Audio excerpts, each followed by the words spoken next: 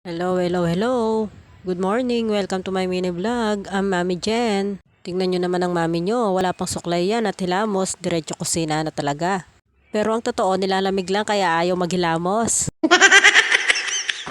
Medyo may ubot sipon nga kaming mag-iina ngayon dahil sa lamig ng panahon. At dahil nga may tira pa kaming tinapay, ito na lang aking niluto kaysa gumawa ko ng pancake. Alas 6 pa lang nga ng umaga yan kaya medyo wala pa kaming ganang kumain ng kanin. Maaga nga talagang gumigising tong aking mga anak. Ewan ko ba kung bakit. Siguro mana na rin sa akin. Pagkatapos ko nga magluto, eto at pinakain ko na nga rin sila. Si Iya ay ayaw pa nga kumain pero sabi ko sa kanya magtsoko na lang muna siya.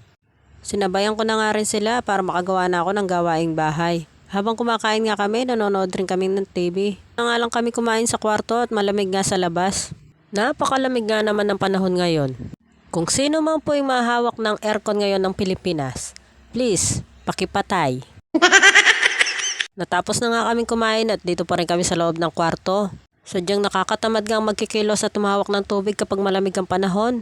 Maya-maya nga ay mainit na rin sa labas kaya lumabas na kami. Pinainom ko nga lang sila ng kanilang vitamin C nang sa ganon may laban sila sa lamig ng panahon ngayon. Hindi nga rin natin talaga maiwasan na magkasakit ang mga bata kapag malamig ang panahon. Kaya tayong mga mami dito tayo kumakapit sa vitamins. Tignan nyo naman, napakaraming naghihintay sa akin mga mami. Tapos na nga yung sem break at may pasok na ulit bukas kaya ito dinala ko sa barbershop si Ram. Kasama na nga rin namin si Iya. Ayan, tingnan nyo at nagpapakyut pa. Sanay na rin naman nagpapagupit si Ram kahit nung bata pa hindi siya umiiyak. Ayan, at nagpapaguhit pa nga siya sa gilid. Sandali na nga lang at maya maya matatapos na nga rin siya. Ito nga, tapos na siya, pinupulbusan na lang. Pagbaba nga niya, ituwang-tuwa siya dahil meron siyang guhit.